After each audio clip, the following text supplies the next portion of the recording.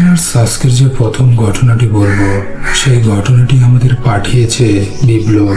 তিনি যেভাবে লিখে পাঠিয়েছেন সেভাবেই বলার চেষ্টা করছি। আমার নাম বিপ্লব। আজ থেকে প্রায় 8 বছর আগের ঘটনা। আমি তখন মধ্যপ্রাচ্যের একটি দেশে কাজ করতাম। দেশে সংসারের অবস্থা ভালো ছিল না, তাই বাধ্য হয়ে বিদেশে পাড়ি জমিয়েছিলাম। প্রথম দিকে নির্মাণ শ্রমিকের কাজ করলেও পরে এক পরিচিত বাংলাদেশের মাধ্যমে একটি সরকারি হাসপাতালের মর্গে সহকারী কর্মচারীর চাকরিটি পাই। কাজটা সহজ ছিল না, তবে বেতন ভালো ছিল। মর্গে আমার সাথে কাজ করত বিভিন্ন দেশের মানুষ। একজন ছিল মিশরের নাগরিক হামিদ, একজন পাকিস্তানি যুবক ইমরান, আর একজন ছিল সুদানের বয়স্ক লোক, তার নাম ছিল করিম। আমরা 4 জন রাতের শিফটে বেশিরভাগ সময় একসাথে কাজ করি। প্রথম কয়েক মাস সবকিছুই স্বাভাবিক ছিল, কিন্তু একদিন এমন কিছু ঘটলো যা আজও মনে হলে শরীরটা ঠান্ডা হয়ে যায়। সেই দিন প্রথম প্রায় 2:30-টে বাইরে ঝড়ো হাওয়া বইছিল।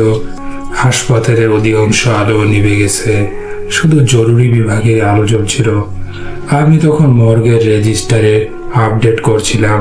হঠাৎ শুনতে পাই একটি আওয়াজের শব্দ, যেন কেউ স্টিলের ড্রয়ারের ভেতর থেকে ধীরে ধীরে আঘাত করছে। আমি প্রথমে ভাবলাম হয়তো পাইপের শব্দ হবে, কিন্তু কয়েক সেকেন্ড পর আবার সেই শব্দটা এবার আরো স্পষ্ট। আমার হাত কাঁপতে শুরু করে। হামিদকে ডাকলাম। সে এসে কিছুক্ষণ এসে শুনে বলল, ভাই, এগুলো নিয়ে মাথা ঘামিও না। এখানে অনেক অদ্ভুত শব্দ হয়, কিন্তু তার মুখেও আমি ভয়ের ছাপ দেখতে পাই। পরদিন আমি করিমকে বিষয়টা বললাম। সে চুপ করে রইল। তারপর ধীরে ধীরে বলল, বিপ্লব ভাই, রাতে যদি কখনো কারো কান্নার শব্দ শোনো, পেছনে তাকাবে না। আমি হেসে বললাম, মর্গের আবার কান্নার শব্দ আসবে কেন? সে উত্তর দিল না, শুধু বলল, আমি যা বললাম মনে রেখো। তার চোখের দিকে তাকিয়ে বুঝলাম লোকটা মজা করছে না। 2 সপ্তাহ পর গভীর রাতে একটি দুর্ঘটনায় মারা যাওয়া বিদেশি নাগরিকের মরদেহ আসে। লোকটির বয়স 50-এর মতো হবে। মুখে অদ্ভুত এক হাসি লেগেছিল। আমরা লাশ সংরক্ষণ করে ড্রয়ারে রাখলাম। সব কাজ শেষ করে অফিসে ফিরে এলাম। প্রায় 1 ঘন্টা পর ইমরান হঠাৎ দৌড়ে এসে বলল, লাশটা নেই। আমরা 3 জন ছুটে গেলাম। ড্রয়ারটাও খালি। আমাদের মাথায় আকাশ ভেঙে পড়ল। কয়েক মিনিট পর দেখা গেল পাশের ড্রয়ার খুলে গেছে, আর সেই ড্রয়ারের ভেতরে লাশটিও রয়েছে, কিন্তু আমরা কেউই ওটা সেখানে রাখিনি। সিসিটিভি ফুটেজ চেক করা হলো, কেউ ভেতরে ঢোকেওনি, আবার কেউ বেরো হয়নি। ঘটনাটা রহস্যই থেকে গেল। সেই ঘটনার 3 দিন পর রাত 3টার দিকে আমি একা বসেছিলাম। তখনই হামিদ বাইরে সিগারেট খেতে গেছে। ইমরান ঘুমাচ্ছিল। হঠাৎ শুনতে পেলাম একজন নারী কাঁদছে, খুব ধীরে, খুব কষ্ট নিয়ে। মনে হচ্ছিল মর্গের ভেতর থেকে শব্দটা আসছে। আমার বুকের ভেতর তখন ধুকপুক শুরু করে। তখন আমি করিমের কথা মনে পড়লো আমার। পেছনে তাকাবে না।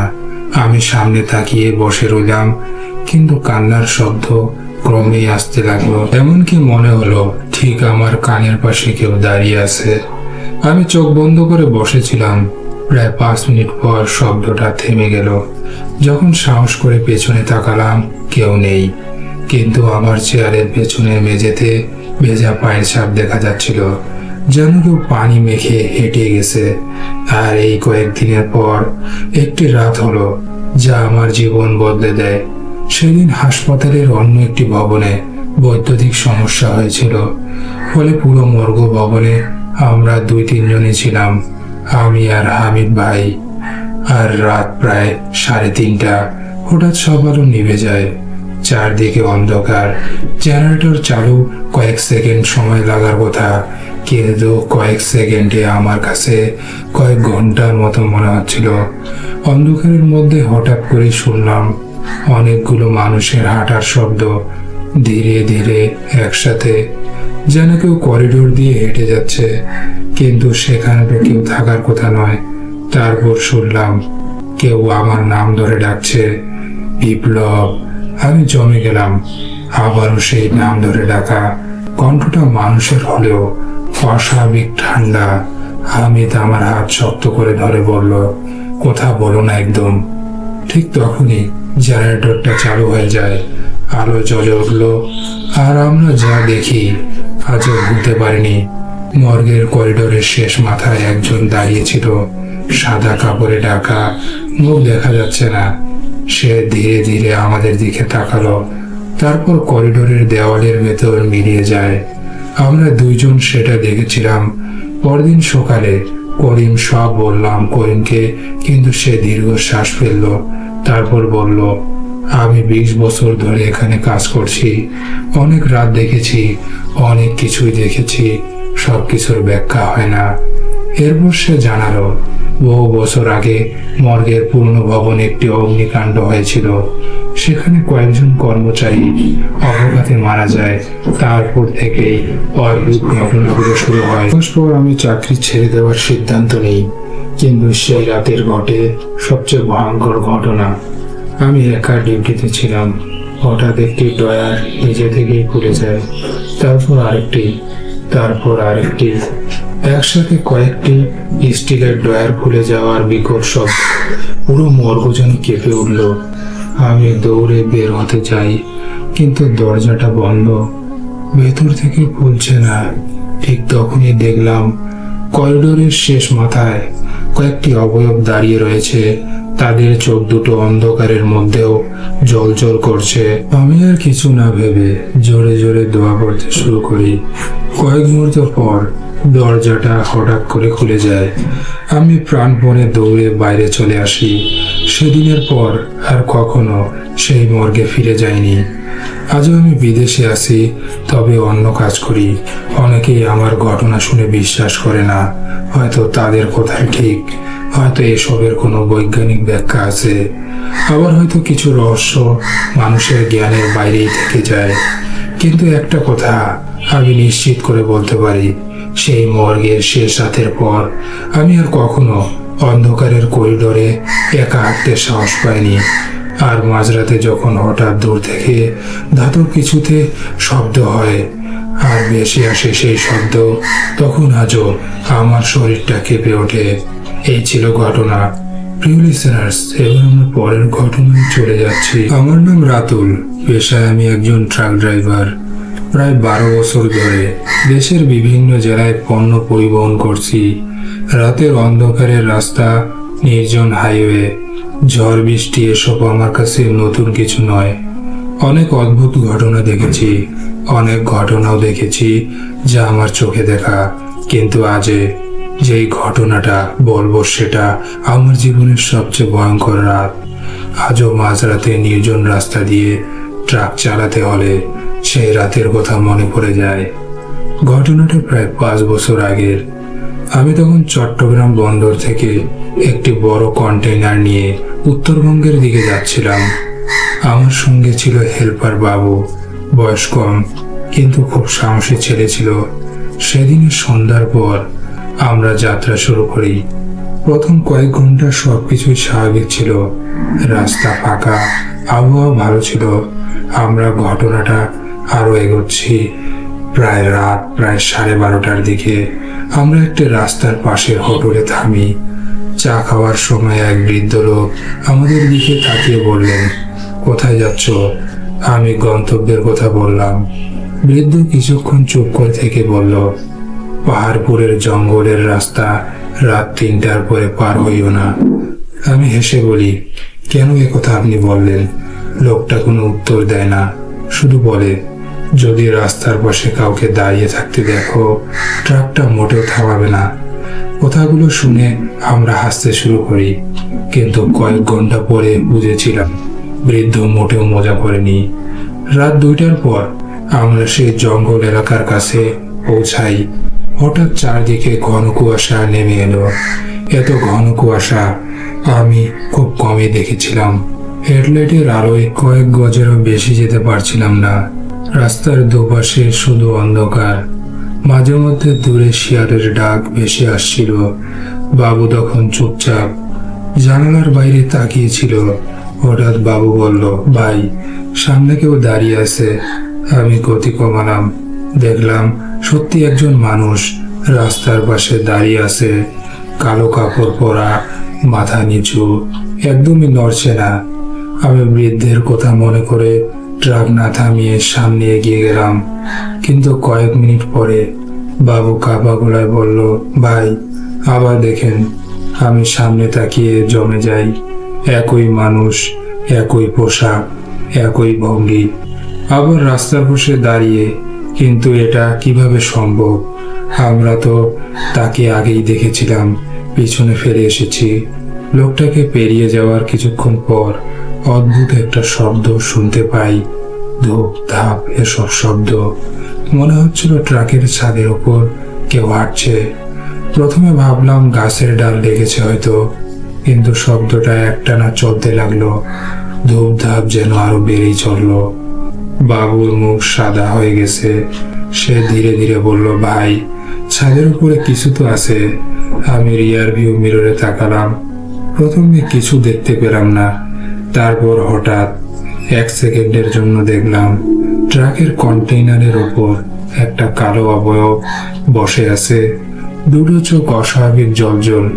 আমি আবার তাকাতেই সেটা অদৃশ্য হয়ে যায়। আমার হাত স্টিয়ারিং এ কাঁপতে শুরু করলো। ঠিক তখনই ট্রাকের পুরনো রেডিও নিজে নিজেই চালু হয়ে যায়। চারদিকে শুধু শো শো শব্দ। তারপর ভেসে এলো কারো গলা, খুব কর্কশ, খুব ধীর। মনে হচ্ছিল অনেক দূর থেকে কেউ কথা বলছে, কিন্তু ভাষাটা বুঝতে পারছিলাম না। কয়েক সেকেন্ড পরে শব্দটা বন্ধ হয়ে যায়। আমরা সামনে এগোতেই থাকলাম, কিন্তু কিছুক্ষণ পরে বুঝলাম অদ্ভুত কিছু হচ্ছে। একই ভাঙা সাইনবোর্ড বারবার সামনে আসছিল, একই গাছ, একই বাঘ, যেন আমরা গোল ঘুরছি। জিপিএসও কাজ করছিল না, মোবাইল নেটওয়ার্কও উধাও। হঠাৎ দূরে একটা পুরনো পেট্রোল পাম্প দেখতে পেলাম, আর সেখানে ট্রাকটি থামালাম। জায়গাটা বহু বছর ধরে বন্ধ, চারদিকে আগাছা, ভাঙ্গা কাজ, নীরবতা। কিন্তু সেখানে গিয়ে দেখলাম একটি ঘরের ভেতরে আলো জ্বলছে। ঘরের ভেতরে একজন বৃদ্ধ বসেছিল। আমাদের দেখে সে অবাক হলো না, বরং যেন অপেক্ষাই করছিল। সে বলল, তোমাদের ট্রাকের ছাদে যে এসেছে তাকে সঙ্গে নিয়ে যেও না। আমাদের বুকের রক্ত যেন শুকিয়ে গেছে, কারণ আমরা তাকে কিছুই বলিনি। বৃদ্ধটা জানালো, বহু বছর আগে ওই জঙ্গলের রাস্তায় এক ট্রাক দুর্ঘটনায় কয়েকজন হারিয়ে যায়। তারপর থেকেই নাকি অনেক ড্রাইভার একই ধরনের ঘটনা দেখছে। কেউ রাস্তার পাশে দাঁড়ানো মানুষ, আর কেউ ছাদের ওপর পদচারণের শব্দ শুনে, কেউ আবার আয়নায় অচেনা মুখ দেখে। বৃদ্ধের কাছ থেকে বেরিয়ে ট্রাকে উঠলাম, কিন্তু ট্রাক স্টার্ট দিতেই পুরো গাড়ি প্রচন্ডভাবে কাঁপতে শুরু করলো। মনে হচ্ছিল কেউ ছাদের ওপর দৌড়াচ্ছে। ঘুম ঘুম করে শব্দ হচ্ছিল, কন্টেনারের ধাতব অংশ কেঁপে উঠছিল। হঠাৎ বাবু চিৎকার করে উঠল। আমি তাকিয়ে দেখলাম উইন্ডশিল্ডের ওপরে একটা মুখ, মানুষের মতো, কিন্তু চোখ দুটো সম্পূর্ণ কালো। সে কাচের ওপরে ঝুঁকে আমাদের দিকেই তাকিয়ে রয়েছে। আমি আর কিছু না ভেবে দ্রুত ট্রাক চালিয়ে দিলাম। গাড়ি ঘন্টায় প্রায় 100 কিলোমিটার বেগে ছুটছিল। পেছনে তাকানোর সাহস হয়নি। প্রায় 20 মিনিট পরে হঠাৎ সবকিছুই স্বাভাবিক হয়ে যায়। কোনো কুয়াশা নেই, অদ্ভুত শব্দ নেই, রেডিও বন্ধ, মোবাইলের নেটওয়ার্ক ফিরে এসেছে। আমরা বেঁচে গিয়েছিলাম। শেষ কথা বলি, আজও আমি ট্রাক চালাই, কিন্তু সেই জঙ্গলের রাস্তা আর কখনো ব্যবহার করিনি। অনেকেই বলে হয়তো ক্লান্তির কারণে ভুল দেখেছিলাম, হয়তো তাই হবে, কিন্তু একটা প্রশ্নের উত্তর আজও পাইনি। যখন আমরা গন্তব্যে পৌঁছালাম, তখন ট্রাকের ছাদের ওপর ধুলোর মধ্যে বড় বড় পায়ের ছাপ পাওয়া গেল। সেগুলো মানুষের মতো ছিল না। আর সবচেয়ে ভয়ঙ্কর বিষয় হলো, সেই ছাপগুলো শুরু হয়েছিল ট্রাকের সামনের দিক থেকে, যেন কেউ চলন্ত ট্রাকের উইন্ডশিল্ডের ওপর দাঁড়িয়েছিল। এই ছিল ঘটনা। প্রিয় লিসেনার্স, এবার আমরা পরের ঘটনায় চলে যাচ্ছি। আমি একজন লেখক, নাম বলছি না। ছোটবেলা থেকে রহস্য, ভৌতিক ঘটনা এবং মানুষের অজানা অভিজ্ঞতা নিয়ে লিখতে ভালোবাসতাম। বহু বছর ধরে বিভিন্ন মানুষের কাছে শোনা ঘটনা সংগ্রহ করে বই লিখেছি এবং পাঠকরাও আমার ঘটনা পড়ে ভয় পেত। অনেকে আবার বলতো এসব তো লেখকের কল্পনা। আমিও এসব একই ভাবতাম, কিন্তু যতদিন না আমার জীবনে এসব ঘটনা ঘটে যা আজও আমাকে মাঝরাতে ঘুম থেকে জাগিয়ে তোলে। আজ আমি যে ঘটনাটি বলছি সেটা কোনো গল্প নয়, অন্তত আমি চাই এটা ঘটনাই হোক, কিন্তু যেটি ঘটনাটা ঘটেছিল সেদিন আমি নিজেই সেখানে ছিলাম। ঘটনাটা 2019 সালের শেষ দিকে। তখন আমি একটি পুরনো ভৌতিক বই লেখার জন্য বিভিন্ন জায়গায় ঘুরে মানুষের অভিজ্ঞতা সংগ্রহ করছিলাম। একদিন আমার ইমেলে একটি অদ্ভুত বার্তা আসে। বার্তাটি খুব ছোট ছিল। আপনি যদি সত্যিকারের ভয়ের ঘটনা খুঁজে থাকেন তাহলে কাল রাত 10টায় পুরনো জমিদার বাড়িতে আসুন। আপনি যা খুঁজছেন তাই সেখানে পেয়ে যাবেন। আর নাম নেই, কোনো ফোন নম্বরও নেই, শুধু নিচে লেখা ছিল একজন পাঠক। প্রথমে আমি বিষয়টা গুরুত্ব দিইনি, কিন্তু কৌতূহল আমাকে ছাড়লো না। পরদিন সন্ধ্যায় আমি সেখানে পৌঁছালাম। জায়গাটা শহর থেকে অনেক দূরে, চারদিকে গাছপালা, ভাঙাচোরা দেওয়াল, জানালার কাজ নেই। পুরো বাড়িটা যেন বহু বছর ধরে পরিত্যক্ত। আকাশে তখন কালো মেঘ, বাতাসে এক ধরনের স্যাঁতস্যাঁতে গন্ধ। আমি মোবাইলের ফ্ল্যাশ জ্বালিয়ে ভেতরে ঢুকলাম। ভেতরে ঢুকতেই বুঝলাম জায়গাটা অন্যরকম। পুরো বাড়ি নীরব, অস্বাভাবিক নীরব। এমন নীরবতা যেখানে নিজের শ্বাসের শব্দ বড় মনে হয়। হঠাৎ দূরে কোথাও একটা দরজা ধীরে ধীরে বন্ধ হওয়ার শব্দ শুনলাম। ক্যাচ করে আমি চমকে উঠলাম, কিন্তু নিজেকে বোঝালাম হয়তো বাতাসের কারণে এমনটা হয়েছে। বাড়ির দ্বিতীয় তলায় একটি ঘরে ঢুকে আমি একটি পুরনো ডায়েরি পেলাম। ডায়েরির পাতাগুলো হলদে হয়ে গেছে। প্রথম পাতায় লেখা, যদি কেউ এই ডায়েরিটা পড়ে তাহলে রাত 12টার আগে এখান থেকে চলে যায়। আমার বুকের ভেতর হালকা একটা কাঁপুনি অনুভব করি, কিন্তু লেখক হিসেবে কৌতূহল তখনও ভয়ের চেয়ে বড় ছিল। আমি পড়তে শুরু করি। ডায়েরির শেষের দিকে এসে দেখি লেখাগুলো ক্রমশ এলোমেলো হয়ে গেছে। শেষ পাতায় শুধু কয়েকটি লাইন, ওরা রাতে বের হয়, জানালার দিকে তাকিও না, ওরা মানুষ নয়, আজও ওরা আমার ঘরের বাইরে দাঁড়িয়ে আছে। এরপর আর কোনো লেখা নেই, পাতায় শুধু আঁচড়ের দাগ। ঘড়িতে তখন রাত 11:55। আমি সিদ্ধান্ত নিলাম আর কয়েক মিনিট থেকেই বের হয়ে যাব। ঠিক তখনই পুরো বাড়িটা কেঁপে উঠল। মনে হলো কোথাও ভারী কিছু পড়ে গেছে। তারপর শুরু হলো অদ্ভুত কিছু শব্দ। মনে হচ্ছে বাড়ির নিচতলায় অনেকগুলো পায়ের শব্দ একসাথে ঘুরে বেড়াচ্ছে, ধীরে ধীরে, নিয়মিত, একই ছন্দে। আমি ঘরের কোণে দাঁড়িয়েছিলাম। হঠাৎ মনে হলো কেউ আমাকে দেখছে। তারপর আমার শরীর জমে গেল। জানালার বাইরে একজনকে দাঁড়িয়ে থাকতে দেখি। তার মুখ দেখা যাচ্ছে না, কিন্তু সে স্থির হয়ে আমার দিকে তাকিয়ে রয়েছে। আমি চোখের পলকে ফেললাম। তারপরে দেখলাম সে একা নয়, তার পাশে আরো কয়েকজন দাঁড়িয়ে। হঠাৎ নিচতলা থেকে সিঁড়িতে ওঠার শব্দ হলো, ধাপ ধাপ করে। মনে হচ্ছিল কেউ ধীরে ধীরে উপরে উঠছে। তারপর আরেকজন, তারপর একজন, এভাবে অনেকজন। আমি দরজার কাছে গিয়ে কান পাতলাম। শব্দগুলো থেমে গেছে, কিন্তু আমি বুঝতে পারছিলাম ওরা দরজার ওপাশে দাঁড়িয়ে রয়েছে। ঘরের আলো ছিল না, তবুও দরজার নিচে ফাঁক দিয়ে কালো ছায়া দেখা যাচ্ছিল। একটা নয়, অনেকগুলো, যেন অনেকজন মানুষ দরজার সামনে দাঁড়িয়ে আছে। আমি নিঃশ্বাস বন্ধ করে দাঁড়িয়ে রইলাম। হঠাৎ ঘরের ভেতরে আয়নায় কিছু দেখতে পাই, আর আমার পেছনে কেউ দাঁড়িয়ে রয়েছে।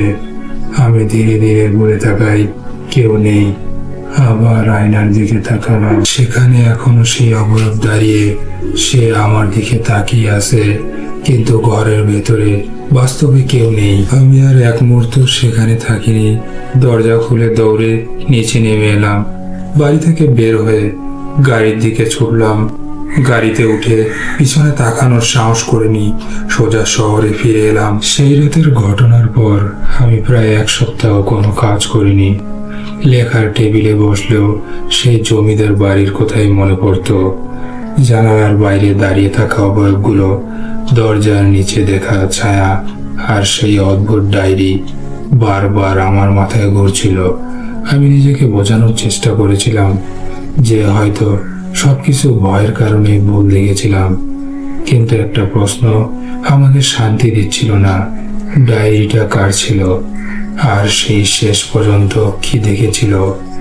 1 সপ্তাহ পর সিদ্ধান্ত নিলাম সত্যের খুঁজে বের করব। এইবার একা নয়, আমার বন্ধু মাহিনকে সঙ্গে নিলাম। মাহিন একজন ফটোগ্রাফার। ভূত প্রেত তার কোনো বিশ্বাস ছিল না। আমার ঘটনা শুনে সে হেসে উঠতে শুরু করলো। তুই হয়তো ক্লান্ত ছিলি, চল দেখি ব্যাপারটা কি। সকালে আমরা জমিদার বাড়ির সামনে পৌঁছাই। দিনের আলোতে জায়গাটা আগের মতোই ভয়ঙ্কর লাগছিল না, তবে অদ্ভুত একটা অনুভূতি তখনও ছিল। বাড়ির দেওয়ালে বড় বড় ফাটল, অনেক জায়গায় লতা পাতা জমেছে। মনে হচ্ছিল বাড়িটা ধীরে ধীরে প্রকৃতির মধ্যে হারিয়ে যাচ্ছে। বাড়ির কাছে একটি দোকানে আমরা খোঁজ খবর নিতে গেলাম। সেখানে একজন লোক আমাদের বললেন অনেক বছর আগে এখানে একজন লেখক থাকতেন। আমি অবাক হয়ে গেলাম, লেখক? তখনই লোকটি মাথা নাড়লেন। হ্যাঁ, তিনি নাকি নির্জনে বই লিখতে ভালোবাসতেন। তারপর লোকটি কিছুক্ষণ চুপ থেকে বললেন, এক রাতে তিনি হঠাৎ করেই নিখোঁজ হয়ে যান। লোকটি আমাদের একটি পুরনো ছবি দেখালেন। ছবিটা দেখে আমার বুকটা কেমন করে উঠল, কারণ ছবির মানুষটিকে আমি চিনতে পারলাম। আমি তার মুখ আগেও দেখেছি, ডায়েরির প্রথম পাতায় লাগানো ছোট ছবিতে। অর্থাৎ ডায়েরির মালিক এবং নিখোঁজ লেখক একই ব্যক্তি। আমরা আবার বাড়ির ভেতরে ঢুকলাম। এবার ভালোভাবে খুঁজতে শুরু করি। হঠাৎ মাহিন একটি বুক শেলফের পেছনে লুকোনো একটা দরজা খুঁজে পায়। দরজাটা এতটাই পুরনো ছিল যে বাইরে থেকে বোঝার উপায় নেই। অনেক কষ্টে সেটি খুললাম। ভেতরে ছিল একটি ছোট ঘর। ঘরটায় ধুলোর পুরো স্তূপ হয়ে জমেছিল। এক কোণে একটি কাঠের টেবিল, আর তার উপর ছেঁড়া কাগজ, ভাঙা কলম আর একটি টেপ রেকর্ডার। মনে হচ্ছিল কেউ তাড়াহুড়ো করে জায়গাটা ছেড়ে গেছে।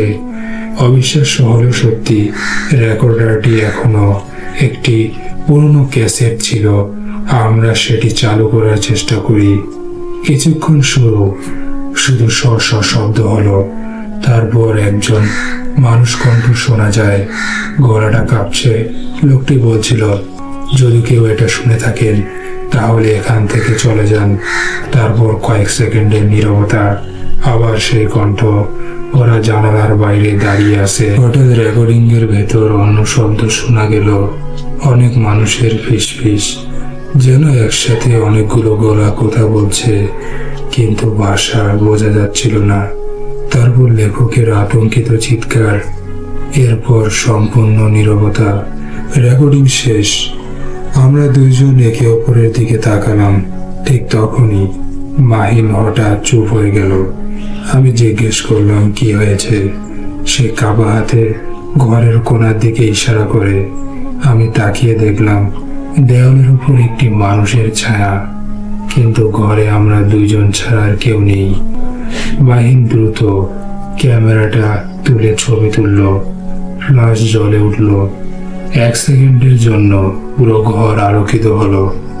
আর সেই মুহূর্তে আমরা যা দেখলাম সেটা আজও ভুলতে পারিনি। ঘরের শেষ মাথায় একজন মানুষ দাঁড়িয়ে ছিল, কালো পোশাক, ফ্যাকাশে মুখ, স্থির দৃষ্টি।